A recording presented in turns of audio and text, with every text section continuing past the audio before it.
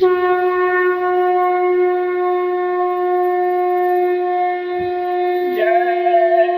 गुरुदेव, जय गुरुदेव। बच्चों चरित्रवान बन जाओ, देश सेवा कर नाम कमाओ, हाथ जोड़ कर विनय हमारी, हो जाओ सब शाकाहारी। गुरुदेव।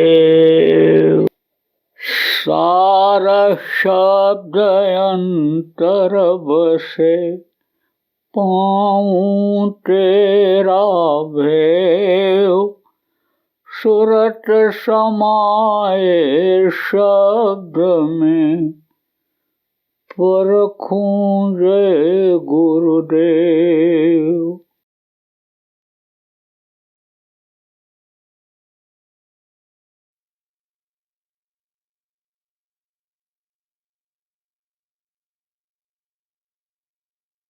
आद्या महाशक्ति के द्वारा ही जिनको ईश्वर कहा गया, जिनको खुदा लोगों ने कहा, संतों ने काल भगवान कहा, असला नाम जिनका निरंजन भगवान है, उन्होंने आद्या के ही संपर्क से 3 बच्चों को पैदा किया था।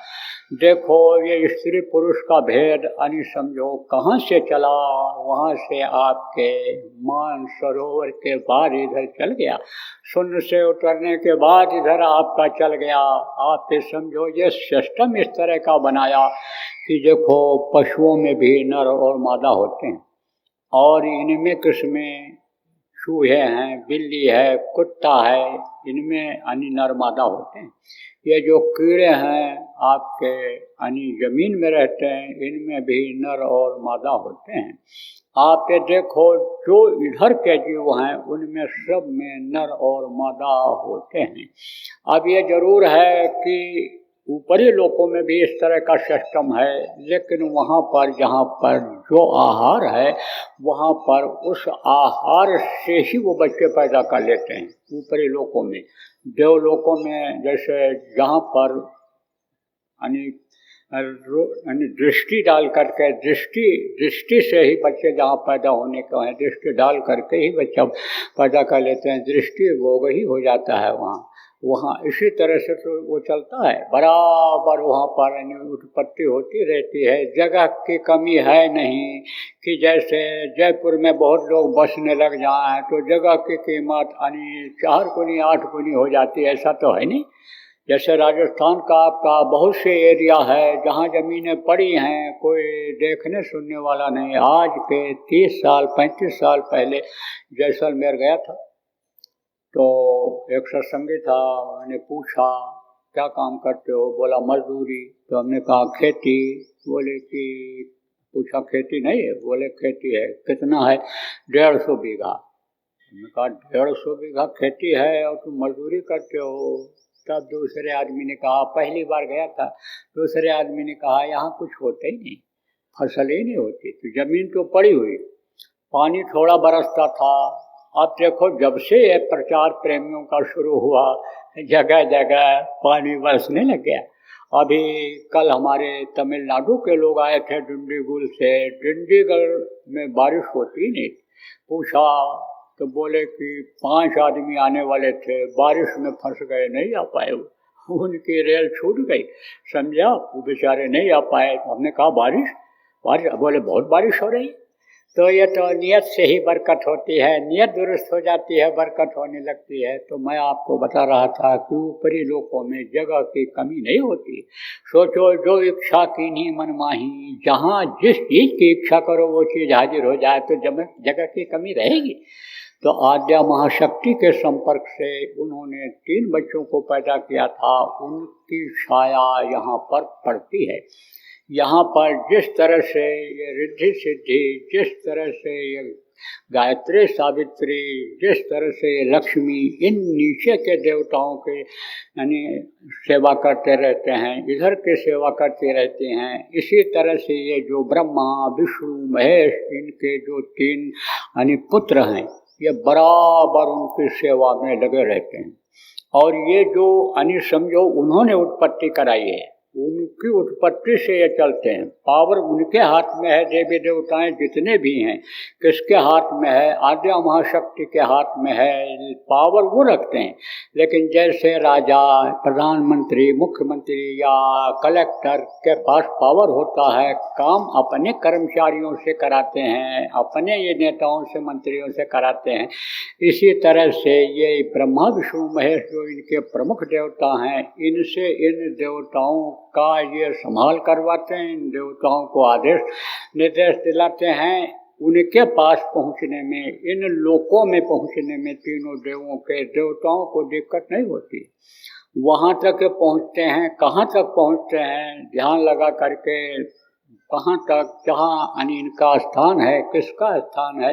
आद्या महाशक्ति महामाया। किसी ने कहा, किसी ने आद्या महाशक्ति कहा। महामाया का स्थान तो ऊपर है, लेकिन आद्या महाशक्ति में भी माया का पूरा अंश है।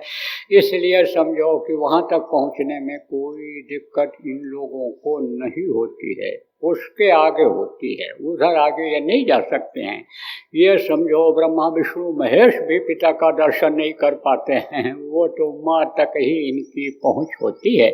तो ये बराबर उनकी सेवा में लगे रहते हैं।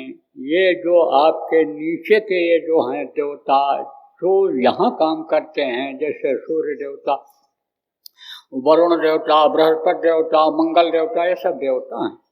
इनका जो वार बनाया ऋषियों मुनियों ने, महात्माओं ने, जैसे आज इतवार है, नमक मत खाओ, नमक का तत्व ज़्यादा हो जाता है तो रोग हो जाता है। आज के दिन लोग एक समय भोजन खाते हैं। जैसे ये 11 आता है, जैसे ये त्यौहार आते हैं, इनका एक अलग अलग महत्व होता है। इन देवताओं के नाम से ये दिन रख दिए गए हैं कि इस दिन देखो गुरु की, गुरुवार को दया होती है। बृहस्पति देवताओं के समझो कि गुरु थे एक तरह से, यानी समझो वो अनी हैं, उनका दिन होता है। आप समझो कि इंद्र देवता की भी पूजा होती है। कब होती है? ये अक्षय तृतीया जो होती है, बरसात का महीना जब आने को होता है, तो ये इंद्र भी नीचे के अपने देवताओं के राजा होते हैं। इनका स्थान निश्चित होता है। जब इनका समय पूरा हो जाता है तो दूसरे आ जाते हैं, दूसरे ना आ जाएं, ये यानी समझो कि आने नहीं देते हैं अपने स्थान तक, बाधा डालते हैं। तो बहुत सारी चीज़ें हैं। अब कहाँ तक कम समय में आपको बताया जाए, तो मोटी बात आप ये समझो कि आद्या महाशक्ति यानी समझो कि इधर की ये पूरी मालकिन है। पूरा पावर इधर का इनके हाथ में है। जैसे सीएम होते हैं, पीएम होते हैं, आप ये समझो देश को चलाने वाले डीएम, पीएम और सीएम, यही होते हैं देश के चलाने वाले। लेकिन इनके असिस्टेंट होते हैं, यानी समझो असिस्टेंट कलेक्टर, डिप्टी सीएम और डिप्टी प्राइम मिनिस्टर, ये जो होते हैं उप प्रधानमंत्री, उप मुख्यमंत्री, ये जो अतिरिक्त यानी समझो अतिरिक्त जिलाधिकारी जिनको लिखते हैं वो होते हैं। जैसे इधर होते हैं ऐसे इनको मान लो। किसको? यानी आद्या को। आद्या इधर की सृष्टि को ये चलाती रहती हैं। अब इनका पावर, इनका स्थान, इनका दर्शन कहाँ होता है? यहाँ जब योगी पहुँच जाते हैं, साधना करने वाले, इंद्रियों का दमन करने वाले, भेदन चक्रों का भेदन करने वाले, जब यहाँ कंठ चक्र पर पहुँच जाते हैं, 16 दल कमल पर जो बैठी हुई हैं, आप ये समझो उनका दर्शन जब लोग करते हैं तब उनको बहुत सारी चीज़ों की जानकारी हो जाती है, बहुत शक्ति उनके अंदर आ जाती है। लेकिन जब आगे बढ़ते हैं, कहाँ पहुँचते हैं? आज्ञा चक्र जिसको कहा गया। आज्ञा चक्र पर किसकी परछाई पड़ती है? जो इन सब के सृजनहार हैं, जो जीवात्माओं को मांग करके लाए, सतपुरुष से तपस्या करके मेहनत करके जो लाए, उसके अधिष्ठाता हैं। जो जीवात्माओं के, जीवों के, उनकी परछाई पड़ती रहती है, उनका दर्शन होता है। तो उनका जो स्वरूप है बहुत ही दिव्य स्वरूप है। वो हैं तो श्याम रंग के। श्याम रंग किसको कहते हैं? सांवले रंग के, लेकिन सुंदर बहुत हैं। किसी किसी का रंग काला होता है, लेकिन सुंदर सुडौल शरीर होता है।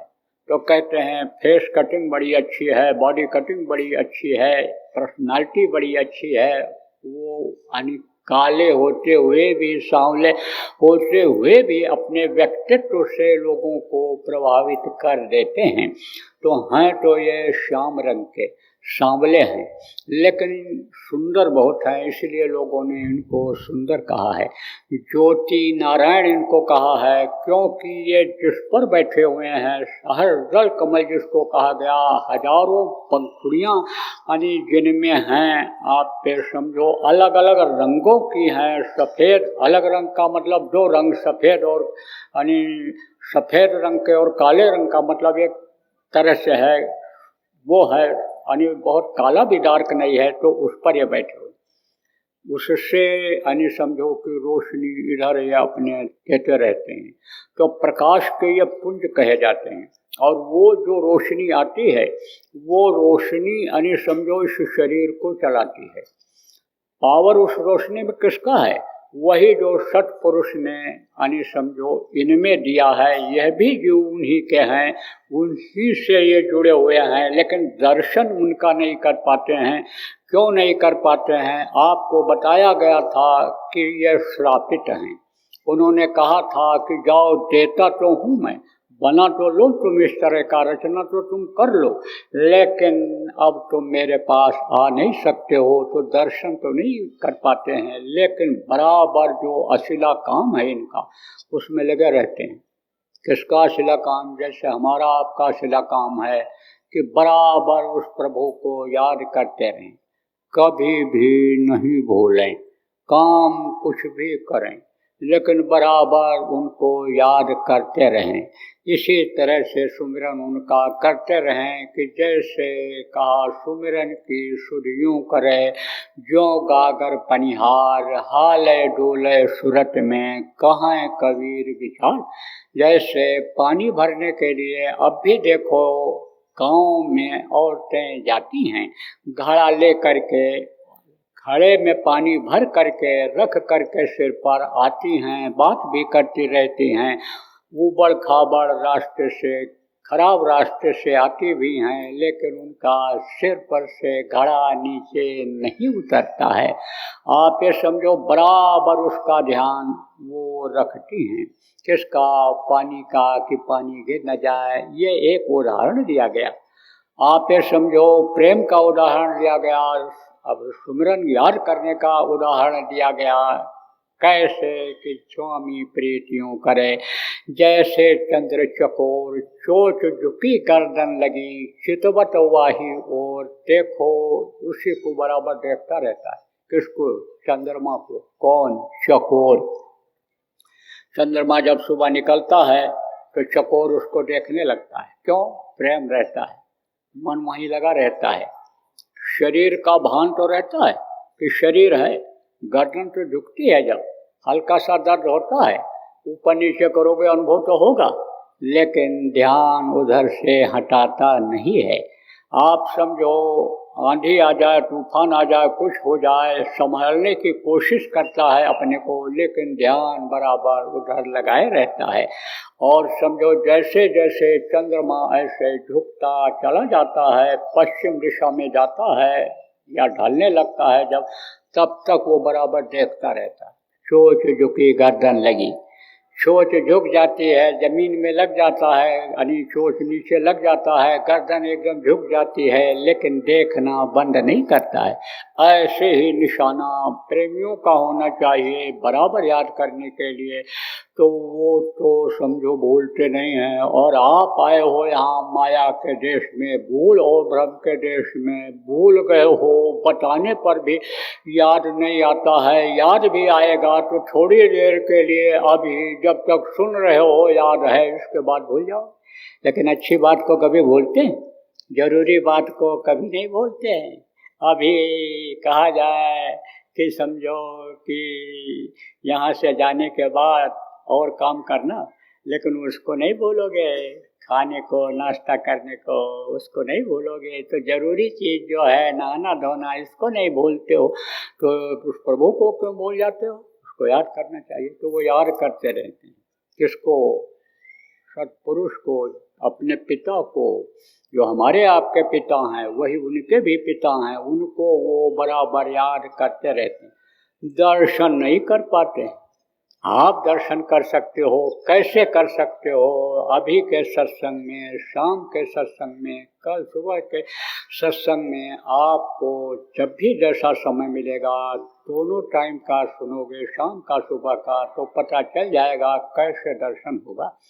होता कैसे है दर्शन, बाधाएं क्या आती हैं, उसमें किस तरह से होशियार रहना चाहिए, इसके बारे में आपको बताऊंगा। उपाय तो आज भी बता दूंगा, उनसे मिलने का उपाय तो आज भी बता दूंगा, लेकिन उसमें थोड़ी सी मदद की ज़रूरत रहती है। कोई भी मदद कर देता है, पूरी जानकारी जब हो जाती है तब सहायता मिल जाती है और दर्शन हो जाता है। तो बराबर वो याद करते रहते हैं, उनका प्रकाश, उनकी रोशनी यहाँ पड़ती है और उसी से ये सृष्टि चलती है। वे समझो जितनी भी चीज़ें बनाई गई, आपको कल बताया था, हवा, पानी, आकाश, ये सब समझो उसी ताकत से बना हुआ है और एक दूसरे से ये बनते चले गए हैं, एक दूसरे में प्रलय के समय पर यह सिमट जाते हैं। कल शाम के सत्संग में आपको बताया गया था। जो लोग आप नहीं सुन पाए हो, यूट्यूब पर ये प्रेमी डाल देते हैं, पढ़ा होगा समझो जय गुरुदेव UKM को आप सर्च कर लेना, उस पर आपको मालूम हो जाएगा, सुनाई पड़ जाएगा।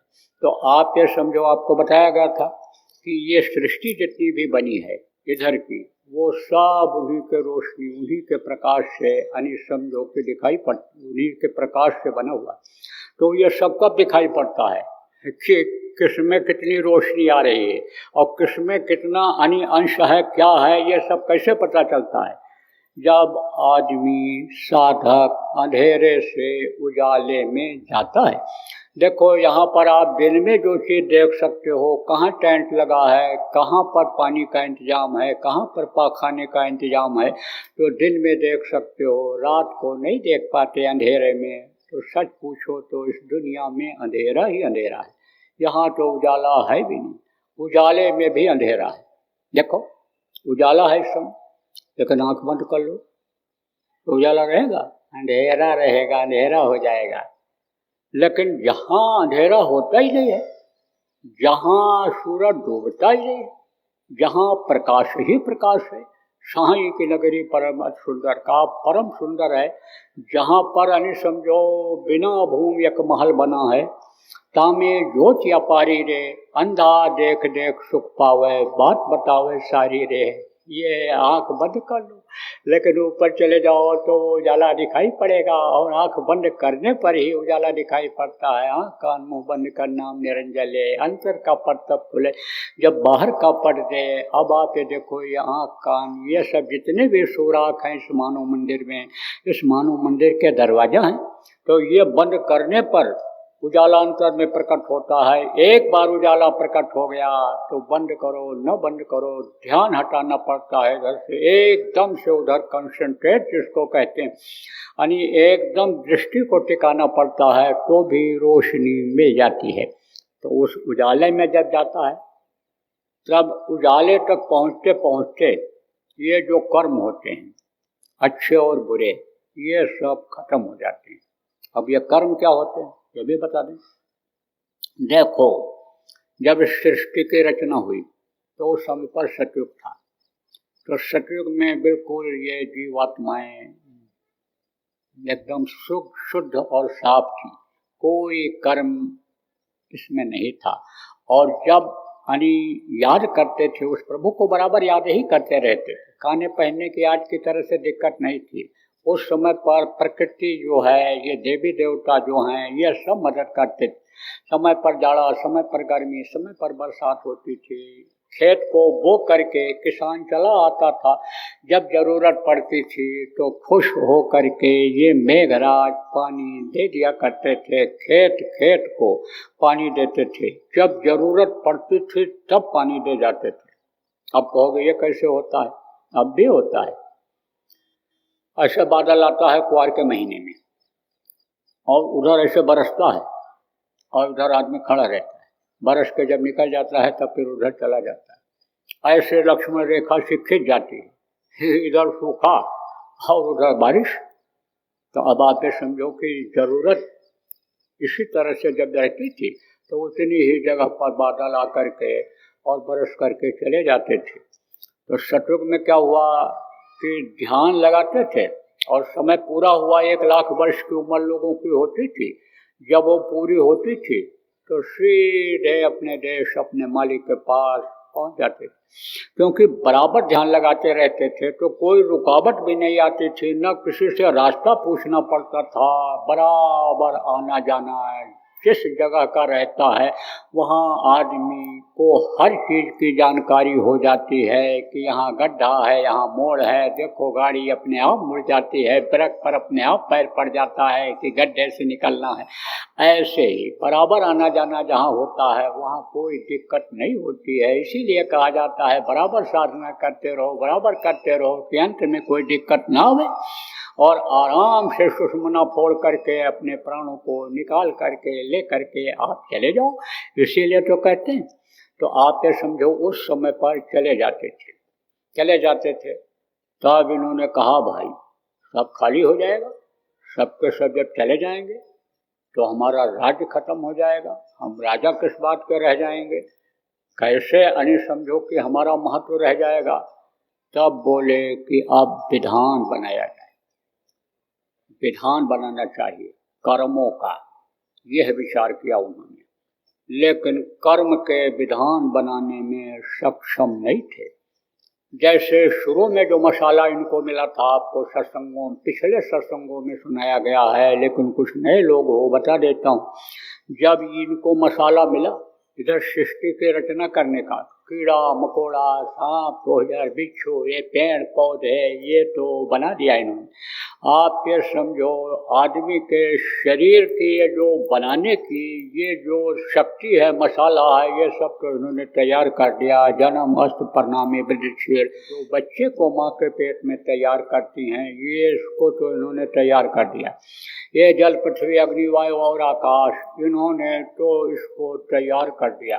ये इन्होंने समझो कि मन आप ये समझो कि जो है उसको इन्होंने एक तरह से उसके साथ लगा दिया। लेकिन आप ये समझो कि जैसे पावर हाउस तैयार कर दिया जाए और उसमें करंट न दौड़ाया जाए, जैसे आप समझो ट्रांसफार्मर रख दिया गया और करंट उसमें न दौड़ाया गया तो वो काम करेगा, मोटर चलेगा? नहीं चलेगा। ऐसे ही इन्होंने कहा कि वो अब पावर नहीं है हमारे पास कि हम इनको पावर में लाएं, वो शक्ति नहीं है, तो कुछ आप अपनी आत्माओं को और हमको दीजिए कि जो हम इनमें प्रवेश करें और उस हिसाब से प्रवेश करें कि जिनसे हमको काम लेना है उस हिसाब से प्रवेश करें। तो भाई अब उसके लिए इन्होंने प्रार्थना किया, उसके लिए इन्होंने समझो तपस्या किया, तब उनको इस तरह की जीवात्माएं मिली थी कि समझो कि सृष्टि को ठीक ढंग से चला लें। सृष्टि को इन्होंने बनाया और उन्हीं के लोक जैसा अपने लोक में भी लोक बना दिया कि जहाँ बहुत से साधक जा करके सतलोक समझ करके यहाँ पे समझो वहीं पर चुप हो गए, आगे चलने का प्रयास ही उन्होंने छोड़ दिया। वो तो जब समर्थ गुरु मिल जाते हैं, फंसा हुआ देखते हैं, इशारा करते हैं, ताली बजा देते, चुटकी बजा देते, धमक दिखा देते, तब उसको होश आता है कि अरे हमको तो समर्थ गुरु के साथ चलना चाहिए। गुरु महाराज हमको सत्संग सुनाते रहे, अरे समझो कि यानी गुरु का बाह पकड़ो तो काल कभी रोके नहीं, देव राह बताए तो राह बता देगा, तो समझो कि ये करना चाहिए। और नहीं तो उन्हीं को सब कुछ मान करके सतलोक मान करके सुने भी तो वहीं रह जाते हैं। कभी कभी सत्पुरुष का भी जब देख लेता है और कोई उपाय नहीं चलेगा, कल बल छल सब कुछ कर लिया, आंचल मार बुझावे दीपा, जो हमारी अनिल देवी थी उसने भी आंचल मार करके बुझाने की कोशिश किया दीपक को जो इनके अंदर जल रहा था, लेकिन वो उससे भी ये नहीं रुके, यहाँ तक आ गए तो सत्पुरुष का रूप धारण करके आ जाता है। तो साधु को बता दें ऐसे समय पर क्या करना चाहिए, गुरु को याद करना चाहिए। और गुरु जब आ जाएंगे, गुरु को कभी भी याद करोगे, शरीर छोड़ करके चले गए लेकिन बराबर अंग संग लगे रहते हैं, बराबर मददगार होते हैं, विहंगम दृष्टि डालते रहते हैं, कहीं भी देखो यानी ये भटक न जाए। ये देखो हवाई जहाज जो उड़ता है, इसका संचालन कहाँ से होता है? हवाई अड्डे से होता है और वहीं से निर्देश देता रहता है, वहीं से हवाई जहाज को वो संभालता रहता है जो उस सेक्शन का अधिकारी होता है। ऐसे ही बराबर वहाँ से संभाल करते रहते हैं, बराबर निर्देश देते रहते हैं। कभी ऐसा भी होता है कि जैसे दो पायलट होते हैं, दोनों सो गए तो अलार्म बजने लगता है, अब इंजन से पता चल जाता है। ऐसे हुआ कभी सिस्टम, वहीं के सिस्टम से यहाँ का सारा सिस्टम दुनिया का प्रेमियों बना है। उसी आध्यात्म विद्या से यहाँ के वैज्ञानिक लोग चाहे देश के हों चाहे विदेश के हों तरक्की किए हैं। आप देखो वो भी तो एक विज्ञान था कि हनुमान जी उड़ करके चले गए थे, कोई हेलीकॉप्टर हवाई जहाज पर बैठ करके संजीवनी बूटी लेने के लिए नहीं गए थे। तो ये जो कह रहे हैं कि हम उड़ने लग गए आसमान में, तरक्की कर गए, हम धर्म को नहीं मानेंगे, हम भगवान को नहीं मानते हैं, अपने कर्म पर विश्वास करते हैं, लेकिन एक नट ढीला हो जाए, इंजन फेल हो जाए तो मुंह पे बल गिरता है हवाई जहाज। तो अब आप ये समझो कि वो विज्ञान तरक्की पर था कि ये विज्ञान तरक्की पर है, इसको सोचने की ज़रूरत है आपको। तो इनकी छाया पड़ती है, कहाँ पड़ती है? यहाँ पर यानी आज्ञा चक्र जिसको कहते हैं, जहाँ यानी छाया पड़ती है उनका दर्शन यहाँ पर होता है, प्रकाश एकदम उतरता है। और कर्मों की बात आपको बता रहा था, तो कर्म उससे कटते हैं। कर्मों का विधान कैसे बना, ये बात अधूरी रह जाएगी। तब इन्होंने प्रार्थना किया किससे? अपने यानी ब्रह्म स्थान के मालिक से, जहाँ से यानी समझो कृष्ण आए थे, ब्रह्म शक्ति थी, लेकिन काल का अंश वहाँ भी है, उनको भी काल ही माना गया है। आप ये समझो कि जैसे नेपाल देश है, नेपाल में चले जाओ, नेपाल के यहाँ चले आवें, एक तरह से बोली बानी भी कुछ दूर तक इनकी मिलती जुलती है। सूरज डूबने लगता है तो समझो कि तो भी डूब जाता है, तो भी थोड़ी देर तक रोशनी रहती है, ऐसा बॉर्डर का एरिया होता है। तो आप ये समझो कि वहाँ से आए थे, तो उनसे इन्होंने प्रार्थना किया, कहा कि अब हमारा आप संविधान बनवा दीजिए, पाप और पुण्य का, कर्म का आप बना दीजिए। तो आप ये समझो कर्मों का विधान उन्होंने बनाया और सुनाया किसको? ब्रह्मा जी को। दर्शन ब्रह्मा जी उनका नहीं कर पाए और न कर पाएंगे, ऐसा सिस्टम बना रखा है उन्होंने, लेकिन आवाज़ उनकी इनको सुनाई पड़ी। आवाज़ उनको जब इनको आवाज़ जब सुनाई पड़ी तो समझो कि सुन लिया, इन्होंने याद कर लिया। आज भी जो वहाँ पहुँच जाते हैं उनको कंठग्र हो जाता है, याद हो जाता है, परछाई पड़ती है यहाँ नीचे, तो समझो अभी आपको बताया तो भी उनको याद हो जाता है। तब उनको फिर हुक्म हुआ, किसको? ब्रह्मा जी को। किसका हुक्म हुआ? पिता का। कहा अब तुम इस समय पर सतयुग में जो ऋषि मुनि हैं, जो योगी हैं, उनको तुम सुना दो और वो जनता को बता दें कि ये पाप है, ये पुण्य है, या हाथ दिया, पैर दिया, आँख कान दिया, ऐसा कर्म करोगे तो पाप लगेगा, और इस तरह का काम करोगे, भूखे को रोटी खिलाओगे, प्यासे को पानी पिलाओगे, कोई दुखी है उसके दुख को दूर कर दोगे, नंगा है उसको आपके पास है वस्त्र दे दोगे, तो ये पूरी कर्म में आएगा। किसी को मारा, किसी को काटा, किसी का छीना, आप ये समझो प्रकृति के नियम का उल्लंघन किया, उसके बनाए हुए अन्य जीवों को सताया, मारा, काटा, तो पाप लगेगा। मनुष्य मंदिर को ढहा दिया जिसमें अन्य समझो कि भगवान मिलता है, जो मनुष्य देखो बॉर्डर पर आकर के रुक गया है, पग में अटके हुआ है, 184 बर्म का पग पे अटके हुआ है, अब की पासा ना पड़ा, फिर 84 जाए, पग में जो अटक गया है, ऐसे मानव की हत्या करोगे तो बहुत बड़ा पाप लगेगा। और देखो नरक हमने बना दिया, अब उस नरकों में जाना पड़ेगा, मार खानी पड़ेगी। माँ बहन को अपनी माँ बहन की तरह से नहीं समझोगे, व्यभिचार करोगे तो उन नरकों में काटे जाओगे, सड़ाए गलाए जाओगे, जिनमें से जल्दी उबरना नहीं होता है। 22 प्रकार के नरक, बड़े बड़े 42 प्रकार के टोटल, छोटे बड़े मिला करके 1-2 दिन नहीं रहना पड़ता। सतयुग, त्रेता, द्वापर, कलयुग जब ये चारों युग बीत जाते हैं तब चौकड़ी होती है। 72 बार जब चौकड़ी बीतती है तब एक मनवंतर होता है। 14 मनवंतर जब बीत जाता है तब एक कल्प होता है। एक एक कल्प, एक एक नरक में कर्म के अनुसार रहना पड़ता है। अब आप सोचो, उसके बाद में फिर छुटकारा नहीं मिलता, फिर कीड़ा मकोड़ा, सांप, गोजर की योनि में जाना पड़ता। आसमान में उड़ने वाले बहुत तरह के पक्षी होते हैं। एक पक्षी में से निकाली गई जीवात्मा दूसरे पक्षी में डाल दी गई। पेड़ पौधे देखो बहुत तरह के होते हैं। एक पेड़ गिरा, दूसरे में डाल करके खड़ा कर दिया, फिर अंकुरित कर दिया, फिर बढ़े, 50 साल 100 साल खड़े रहे। इसी तरह से जमीन पर चलने वाले ये कीड़े मकोड़े, जमीन के नीचे वाले कीड़े मकोड़े, ये जमीन पर चलने वाले पशु बहुत तरह के हैं और उनमें ये बंद कर दी जाती है जीवात्मा। गाय बैल की योनि के बाद फिर मनुष्य शरीर मिलता है। इसीलिए कहा गया भाई पाप शरीर से होने न पावे। तो ये तो मोटी मोटी बात आपको बताया। उन्होंने जो उस समय बताया था उसी का लोगों ने पुराण बना दिया, उसी का ग्रंथ बना दिया।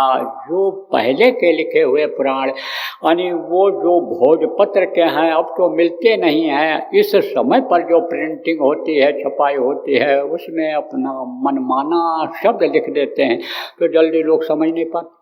और अब तो गरुड़ पुराण है और ये जो पुराण है, जो कर्म कांड जिसमें है, कर्म कांड वाला जो वेद है उसको तो कोई समझता नहीं है। कर्म कांड जिन किताबों में, धार्मिक किताबों में है, उसको तो पढ़ने का मौका नहीं लगता है। पढ़ते भी हैं तो समझ नहीं पाते हैं, समझाने वाले नहीं मिलते हैं।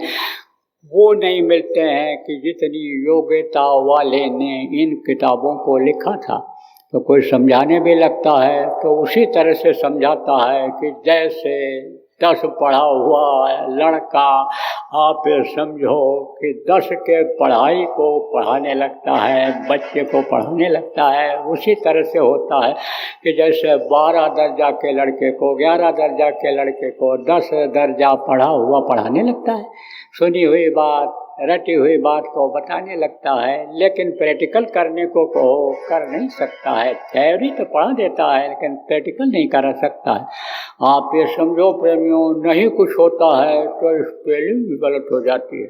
देखो पढ़ा लिखा जो डॉक्टर होता है, पढ़ा जो डॉक्टर होता है, 50 साल उसके पास यानी समझो कि यानी असिस्टेंट बन करके रहा, आप ये समझो कि सेवा किया, सब सीख जाता है, लेकिन कहीं ना कहीं गलती कर जाता है। पकड़ा गया बम्बई में, बहुत पहले की बात है, स्पेलिंग गलत थी और वो मर गया बेचारा डॉक्टर, और वो उसी की जगह प्रैक्टिस करने लगा। कुछ दिन के बाद में बोर्ड अपना लगा लिया, लेकिन जो पढ़ा लिखा था यानी समझो वो केमिस्ट जहाँ दवा बिकती है देखा तो कहा इसकी स्पेलिंग गलत आती है, यह हमको यानी समझो क्वालिफाइड डॉक्टर नहीं लग रहा है। तो उसने रिपोर्ट किया, इंक्वायरी हुई, पकड़ा गया। ऐसे होते तो ये जो किताबें हैं इनमें सब लिखा हुआ है। तो पाप और पुण्य बना दिया। अब पाप पुण्य के घेरे में आ गए। तो सतयुग में तो पाप बहुत हल्का फुल्का था, बीज खत्म नहीं हुआ था। बीज किसी का भी नहीं खत्म होता है, धर्म का नहीं खत्म होता, अधर्म का नहीं खत्म होता है, पाप पड़ा रहता है। पापी लोग हो जाते हैं, कोई ना कोई शक्ति आती है, यह भी नियम है। किसी न किसी को भेजा जाता है। किसको भेजता है? काल अपने ही यानी समझो अंश में से किसी को अपने यहाँ से भेज देता है। जय गुरुदेव। अभी आपने बाबा उमाकांत जी महाराज के सत्संग को सुना। बाबा जी अन्य किसी से चंदा न लेकर अपने प्रेमियों के सहयोग से देश विदेश में तमाम जनहित के काम करते हुए सभी तरह की तकलीफ़ों को दूर करने व प्रभु के मिलने का उपाय बताते हैं। आप इस जीवन के इस बचे हुए समय में समय निकालकर बाबा जी से ज़रूर मिलिएगा। आपके सुझाव के लिए व्हाट्सएप नंबर 9575600700। जय गुरुदेव, जय गुरुदेव।